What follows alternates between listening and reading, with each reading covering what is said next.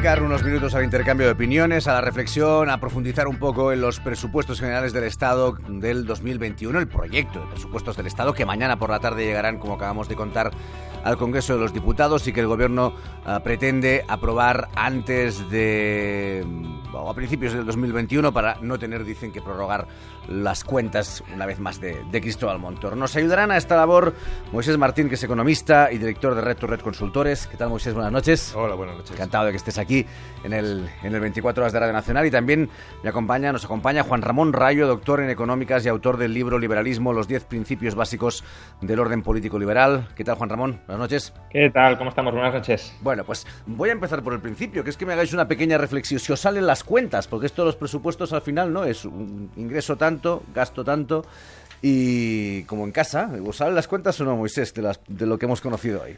Bueno, yo creo que lo que esperamos para el año 2021 en términos de presupuesto es que nos salgan las cuentas. Quiero decir, al final vamos a tener un año, digamos, con un crecimiento muy fuerte, pero promovido fundamentalmente, o que, digamos, es una consecuencia de la crisis que estamos viviendo y lo que nos dice la teoría económica y lo que nos está diciendo el Fondo Monetario Internacional, incluso la propia Comisión Europea, es que debemos activar estímulos, ¿no? Y eso significa que tenemos que gastar más de lo que vamos a ingresar. Y eso lo vamos a hacer.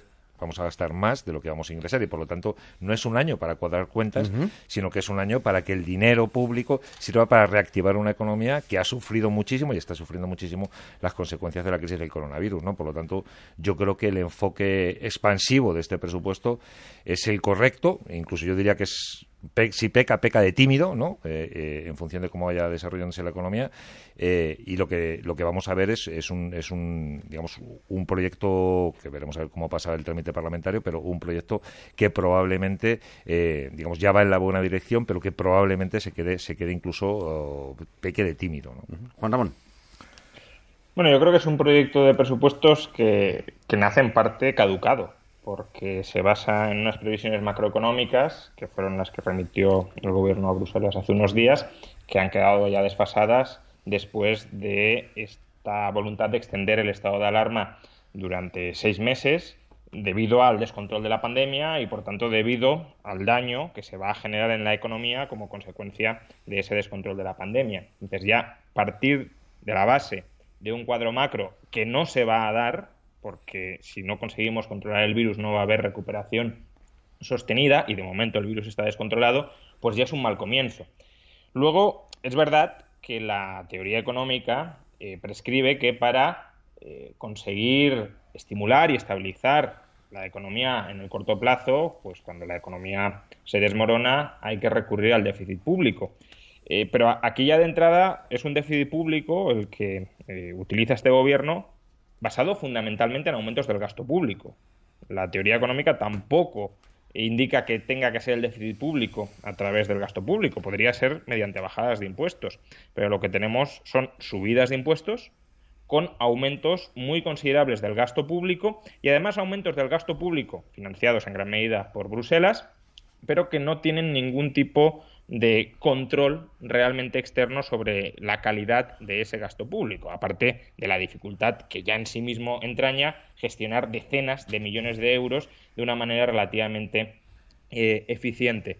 Y por último, son unos presupuestos que creo que no transmiten a la población el verdadero coste y la verdadera carga que van a tener que soportar durante, como mínimo, una generación.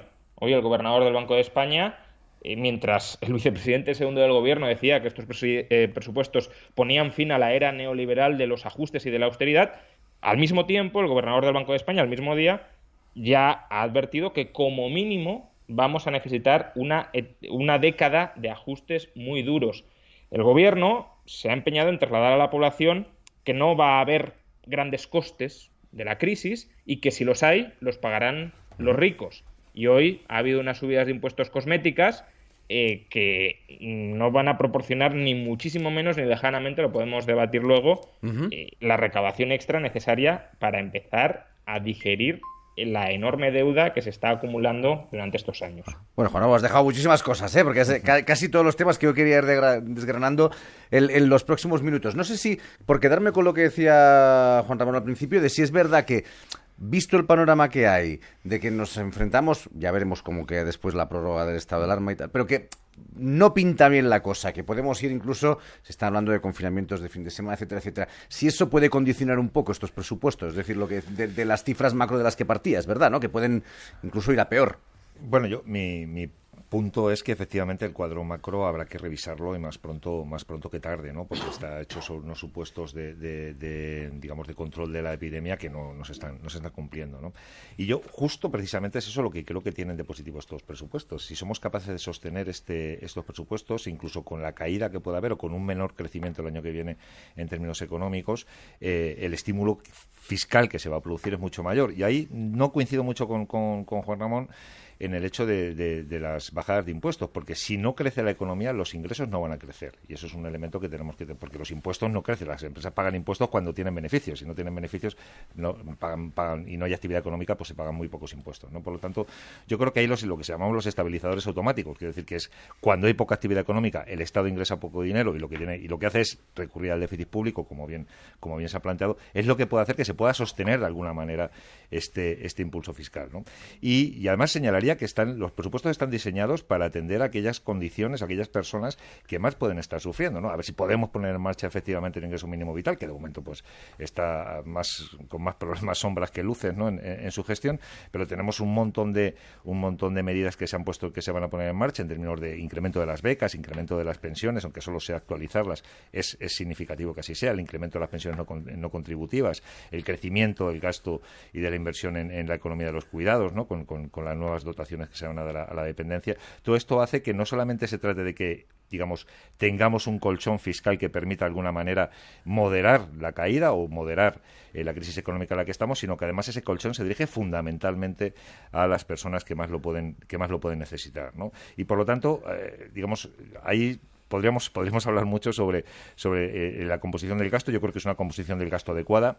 Y creo que los ingresos van a ser menores de lo que se están planteando. Déjame hablar de los impuestos. Decías ya, Juan Ramón, que es verdad que es lo que todo el mundo mira, ¿no? Uno de los temas que todo el mundo mira, además porque se habría especulado mucho sobre si este gobierno subiría mucho, poco los impuestos, dónde pondría el límite de lo que podía considerar rentas altas, etcétera, etcétera.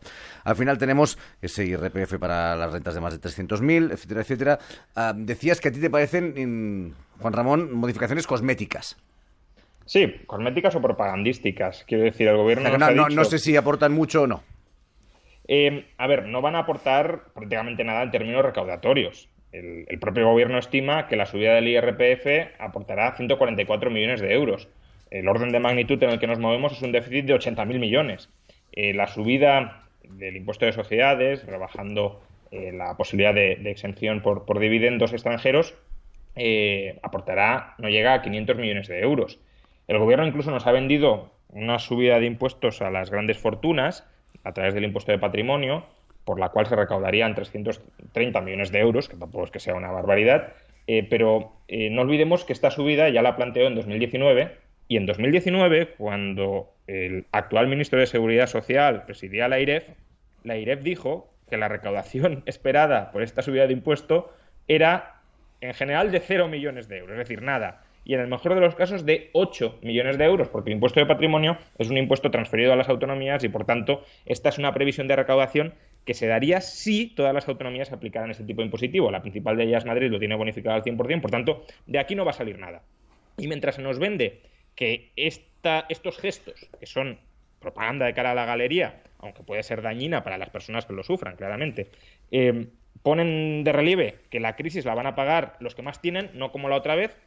Al mismo tiempo se están anunciando subidas de impuestos, que no es que las critique, porque en este caso son subidas de impuestos que intentan como corregir externalidades negativas, pero que son subidas de impuestos que pagará la clase media, sobre las bebidas azucaradas, sobre los plásticos, sobre el diésel, que van a recaudar entre ellas impuestos, ya digo, clases medias, rentas bajas, también rentas altas en la medida en que consuman esto, 1.200 millones de euros. Entonces, lo que paga la clase media y las rentas bajas recauda más que recauda el doble de lo que se nos dice que van a pagar los ricos y que con lo de los ricos lo vamos a pagar todo. Eso es propaganda para no transmitir a la población quién de verdad va a sufrir el coste de esta crisis cuando lleguen los ajustes. Moisés, bueno, sobre las subidas de impuestos. Bueno, Bueno, yo creo que efectivamente la subida de impuestos que se está planteando a las rentas más altas es simbólica, ¿no? Es un elemento político que se ha puesto encima de la mesa. De hecho, en el acuerdo de gobierno el límite estaba muy por debajo. Se van a subir los impuestos a las rentas por encima de 300.000 euros,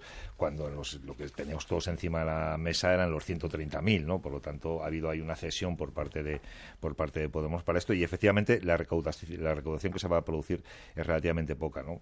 Bueno, se va a recaudar más de la clase media, pero la clase media es mucha más gente, ¿no? Y por lo tanto el impacto en cada uno de nosotros va a ser mucho menor que nosotros. En cualquier caso, a mí lo que me parece más relevante en términos de generación de ingresos es cómo se intenta modernizar nuestro sistema fiscal, que está de moda, o sea, necesitamos una reforma fiscal en profundidad, y se están incorporando nuevas modalidades que son también reformas que nos está pidiendo la OCDE o la Comisión Europea, como son los impuestos verdes, como son los impuestos que estamos en debate a nivel de la OCDE sobre los servicios digitales, donde España está también acompañando ese proceso, los impuestos de transacciones financieras, que no forman parte del paquete presupuestario, pero sí que están previstos, ¿no? Por lo tanto, más que fijarme en estos detalles, que efectivamente yo coincido con Juan Ramón, es que son más simbólicos, como lo queramos llamar, yo creo que políticamente era importante para este gobierno mostrar, digamos, que sube los impuestos a las rentas más altas.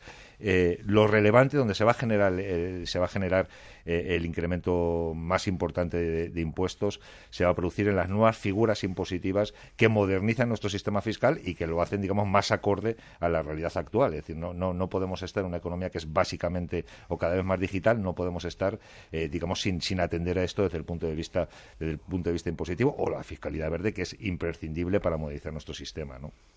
Hay un asunto, y es que gran parte de los ingresos que habrá de más, si comparamos, ¿no?, con los que veníamos arrastrando en los últimos años, vienen de lo que se prevé que llegue de Europa, ¿no? Esos 27.000 millones que se avanzan un poco a lo que viene de Europa. ¿Confiáis en que llegará a tiempo? Porque tenemos mucho lío con eso, ¿no? No está ni aprobado. ¿Qué implica adelantar tanto si es un riesgo? Bueno, yo plantearía que hay un elemento que esto ya es un poco como una technicality, pero está bien saberlo, ¿no? Que una parte muy importante de los gastos que ya hemos ejecutado este año van a poderse financiar con los fondos de la Unión Europea, ¿no? Quiere decir, mucho gasto es elegible desde el 1 de febrero del 2020, ¿no? Y por lo tanto ahí vamos a poder cargar tanto, o sea, tenemos dos problemas con esto. Es un primer problema, que es cuándo se va a poder poner en marcha todo el procedimiento, porque está en discusión ahora mismo en el Parlamento Europeo y en Bruselas, digamos, cuándo arranca el procedimiento. En segundo lugar, cuál va a ser nuestra agilidad para ejecutarlo, ¿no? Yo soy optimista, ¿no? Yo soy optimista de que lo vamos a conseguir. Se están intentando poner medidas para que esto sea así. Corremos el riesgo no tanto de que no se ejecute, sino de que se ejecute mal. O sea, quiere decir que por prisas, por intentar ejecutar a toda costa, tomemos decisiones que no sean buenas, que no generen, digamos, los impactos requeridos, ¿no? Pero yo soy optimista en términos de que lo podemos conseguir. Y ahí hay un detalle que me gustaría señalar también, que es el hecho de que es el único estímulo fiscal discrecional que vamos a tener. O sea, realmente, si quitamos los fondos europeos, prácticamente los presupuestos no añaden mucho estímulo en términos de inversión, ¿no? Y por lo tanto, yo creo que es, digamos, nos la estamos jugando toda esa carta, y yo espero, ¿no?, que podamos ejecutarlos en condiciones. Juan Ramón. Sí, yo justamente quiero ligar esta pregunta con un comentario que ha hecho antes José Moisés, que creo que es pertinente reflexionar sobre él, ¿no? Conviene distinguir entre gasto destinado a mecanismos de garantía de rentas, ¿no?, rentas que están desapareciendo en el mercado y que personas que se quedan sin ingresos y a las que hay que dar apoyo para que puedan salir adelante, por ejemplo, a través del ingreso mínimo vital. El gasto de los ERTE también entraría en esta categoría, aunque es un gasto más dudoso y cuestionable en la medida en que mantiene vivas a empresas que no sabemos si van a seguir siendo viables o no, y por tanto puede ser un despilfarro neto de recursos, una forma de mantener zombificada, moribunda, estancada la economía en una especialización que no es la correcta. Pero una cosa es esta partida de gasto y otra es la inversión pública, el gasto discrecional que comentaba, que se dirige directamente a estimular la economía transformando el modelo productivo de España. Y yo creo que aquí sí que es pertinente el debate de fondo que antes intentaba transmitir. O subimos mucho el gasto para estimular la economía, en cuyo caso son una comisión política presidida por el presidente del gobierno quien en última instancia toma la decisión de cómo repartir entre los diversísimos sectores de la economía española, cómo invertir, en definitiva, 70.000 millones de euros, que esto es algo que creo que excede a las capacidades de cualquier ser humano individual, o bajar impuestos de manera sostenida, no como un estímulo durante este año, aunque también serviría como estímulo, porque, a ver, las empresas las hay que no tienen ningún beneficio, pero hay otras que sí lo mantienen, aquellas que están en sectores menos afectados por la pandemia y que son además los sectores donde probablemente tengamos que invertir más para reforzarlos y para especializarnos cada vez más en ellos. También los trabajadores, bajar impuestos para que justamente en un momento donde la oferta de trabajo ha caído tanto por la pandemia, que pueda volver a aumentar y podamos incrementar las horas trabajadas, que es lo que necesitamos. Entonces, la cuestión es, ¿más gasto decidiendo los políticos hacia dónde tiene que dirigirse la economía española, o menos impuestos permitiendo que sean los incentivos del mercado los que orienten dónde están las oportunidades de ganancia en función de la generación de valor para los consumidores? Y creo, mi apuesta personal sería la segunda, pero vamos hacia lo primero y, por tanto, mucho me temo que, como también se ha apuntado, es muy probable que la voluntad de ejecutarlo rápidamente sin medidas de control adecuadas, y porque además, aunque todo saliera perfecto, ya digo, gestionar 70.000 millones de euros no es cosa para mortales, que despilfarremos gran parte de ese dinero y generemos redes clientelares, búsqueda de lealtades políticas, sectores hipertrofiados que no generan valor y que viven del presupuesto público, gasto canalizado hacia lobbies bien relacionados con el poder político. Todo ese es el riesgo al que nos enfrentamos con la gestión de esos 70.000 millones. Moisés. Sí, yo, aquí, digamos, el problema que tenemos con esto es que este dinero que nos da la Unión Europea no lo podemos utilizar para financiar bajadas de impuestos, porque si yo fuera un trabajador holandés que estoy pagando un 45, un 50% de IRPF y estoy financiando la reconversión económica de España y España lo dedica a bajar impuestos, pues lo voy a entender muy mal, ¿no? O sea, quiero decir, al final lo que tendríamos que hacer es tender a tener la misma presión fiscal que tienen los países.